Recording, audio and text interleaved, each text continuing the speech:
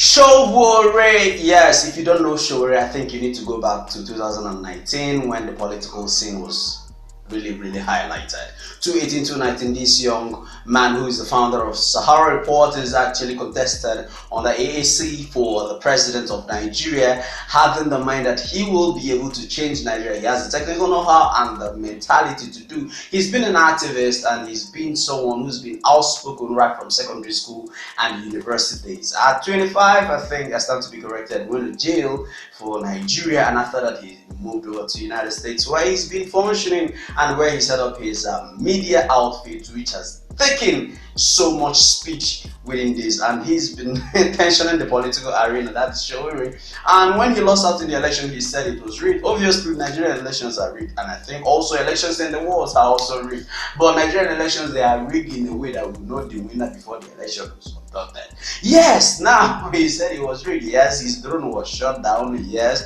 now he got back and and now re-energized or re-strategized, and he came back with revolution now, a protest tag revolution now. But the word revolution is not allowed in a democratic space, as it were. But now people said that even our sitting president had also used that word revolution and got away with it. And what's so special about this guy tagging his protest revolution? So if it were to be a revolution in the real sense of it, there should be armory, there should be things that will tension the lives and the properties of the country, and that is when the government needs to come in to maintain peace. But now he just said revolution now as a tag for a protest that people should march because of government that is actually not working, and now this government that come after him.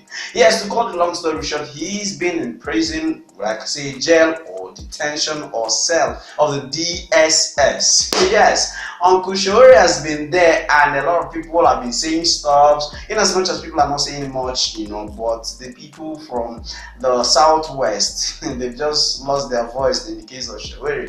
Those that used to speak up for Sowore, speak up for the southwest, they're not talking right now, maybe because they feel offended by Sowore's attitude. But now let's not go into that. It's about the bail on him. Falana happens to be his lawyer, who's been doing everything possible to get him out of detention, and also he's been discharged and freed by the judge. The SS wouldn't have that. The bail condition requires 100 million naira tag on him. Recall to the fact that a few years back, Nnamdi Kanu, who is also within, would I say age grade or a senior to Sowore by age, but fighting the same kind of fight, but in another dimension. Nnamdi is actually asking for succession. That's his group should leave Nigeria and become a country of their own called Biafra. He goes with the tag or the name or the umbrella body called IPOB, Indigenous People of Biafra. So he's been crusading and speaking out the ills melted on these people, that's the Igbo extraction people. Now Nnamdi Kanu has just been known for being very verbose and radical in his approach, and it didn't go down well with a lot of people. Then he got into jail too, and there was a bail fund on him, that is 100 million naira bail bond, not bail fund, sorry, bail bond. Now the question is, within hours of this bail, that's not the only condition. About 34 men, I stand to be corrected, from the Igbo extraction came up to say they are dropping this 100 million to let this man out, and the government somewhat changed it, saying that it must be a legislature that will take this bill. And Senator Abaribe, who is actually not representing Nnamdi but representing the Aba, but he thinks he is an Igbo leader who sees the opportunity to stick out his neck for his brother, came out and took this guy. He joined bail, yes, but on the conditions that he was actually saving his life.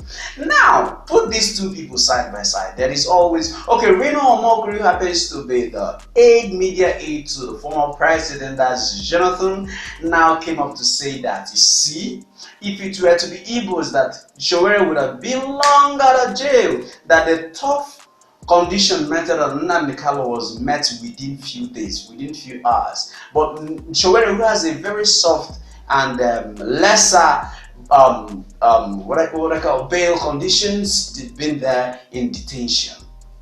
What do you think about this? They said Igbos are not together, they are not united in their approach, there is so much disunity among them, but they always come out for their own. They always speak up for their own. But these people, the Southwest people, as the Yoruba extraction, they are together. They are united in the sense of it, like the Igbos they call betrayal, but they've not been able to come out. That is Reno's point of view.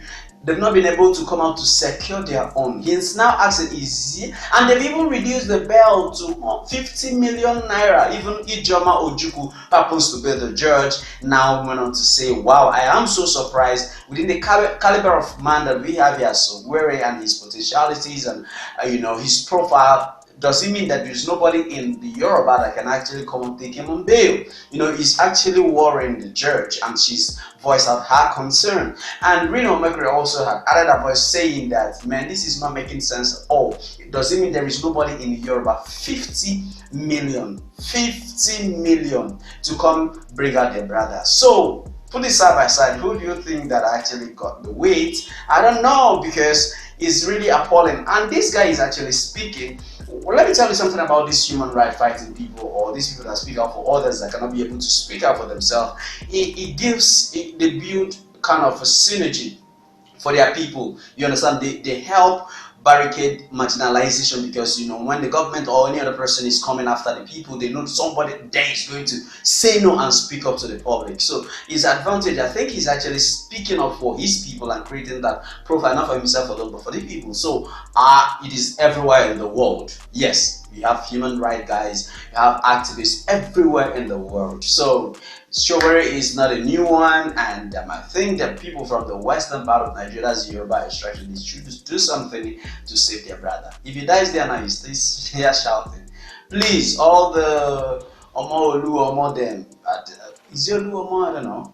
All the rich guys, the Baba Olowos them in Yoruba. I think it's an opportunity for you to just help your brother out. My name is Donald. I don't know what you think, and this is Mobtv.